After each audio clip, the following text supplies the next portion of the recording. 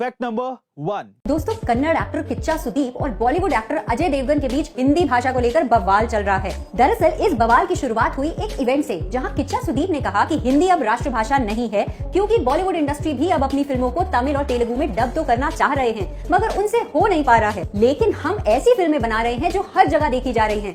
किच्चा का ये बयान अजय देवगन को खटक गया और उन्होंने ट्वीट किया, किच्चा सुदीप मेरे भाई, आपके अनुसार अगर हिंदी हमारी राष्ट्रभाषा नहीं है तो आप अपनी मातृभाषा की फिल्मों को हिंदी में डब करके क्यों रिलीज करते हो। इसके जवाब में सुदीप ने लिखा, हेलो अजय देवगन सर, मैंने जिस संदर्भ में ये बात कही थी वो आप तक पहुंचने पर पूरी तरह बदल गई है। मैंने ये बयान दुख देने, उकसाने या किसी बहस को शुरू करने के लिए नहीं दिया था। मैं ऐसा क्यों करूंगा सर। बहरहाल इन दोनों के बीच बवाल तो खत्म हो गया, लेकिन कई दूसरे राजनेता और एक्टर्स, डायरेक्टर्स इस पर बहस जारी रखे हुए हैं। तो दोस्तों, आपकी इस बारे में क्या राय है, हमें कमेंट सेक्शन में जरूर बताना। Fact number 2। दोस्तों, एक्टर सोनू सूद ने एक बार फिर से अपने ट्विटर अकाउंट पर अपने फैन का एक मजेदार पोस्ट शेयर किया है, जिसमें उन्होंने अपने फैन के ट्वीट को रीट्वीट करते हुए लिखा है, यह पक्का चालान कटवाएगा और बाद में मुझसे ही भरवाएगा। उनका यह पोस्ट सोशल मीडिया पर काफी तेजी से वायरल हो चुका है। यूजर्स लगातार उनके ट्वीट पर रिएक्शन दे रहे हैं। दरअसल सोनू सूद ने जिस ट्वीट को रीट्वीट किया है वह एक फोटो है। फोटो में एक लड़के को बाइक के पीछे लगी नंबर प्लेट के साथ पोज देते हुए देखा जा सकता है। बाइक के नंबर प्लेट पर नंबर की जगह सोनू सूद के स्केच के साथ इंग्लिश में the real hero Sonu Sood sir लिखा हुआ दिख रहा है। लड़के ने ये फोटो एक्टर को टैग किया है, जिस पर सोनू सूद ने मजेदार रिप्लाई किया। दोस्तों, सोनू सूद की यही एक खास बात है कि वो हर बार कोई न कोई सोशल मैसेज दे ही देते हैं, भले ही वो किसी एंटरटेनिंग वे में ही क्यों ना हो। Fact number 3। Guys, Swami Vivekananda ji अपनी याददाश्त और फोकस के लिए जाने जाते थे। कहा यह भी जाता है कि उनकी याददाश्त इतनी जबरदस्त थी कि उन्होंने एक बार 700 पेज की किताब को मात्र 1 घंटे में ही पढ़ लिया था। और हैरानी की बात यह है कि उन्हें इस किताब पर लिखी हुई एक एक लाइन पेज नंबर समेत याद थी।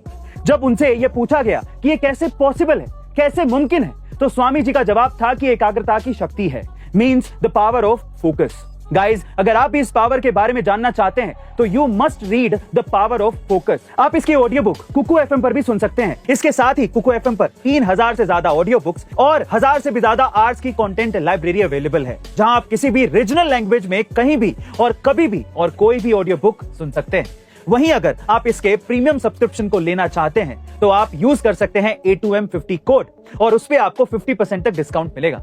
लेकिन याद रहे, ये ऑफर सिर्फ पहले 250 यूजर्स के लिए ही है। Fact number 4। गाइस, ये घटना है हरियाणा रोडवेज की, जहां पर एक बस चंडीगढ़ से सिरसा जा रही थी। इस बस में 2 लड़कियां भी थी जिन्हें कैथल जाना था। बस में बैठी ये लड़कियां ईयरफोन लगाकर गाना सुनने लगी। जब कैथल बस स्टैंड आ गया तो बस कंडक्टर विकास यादव ने कैथल यात्रियों को उतरने के लिए आवाज लगाई, लेकिन वो लड़कियां विकास की आवाज सुन नहीं पाई और बस कैथल से 15 किलोमीटर आगे बाता गांव पर पहुंच गई। तब विकास को यह शक हुआ कि लड़कियों को कैथल उतरना था।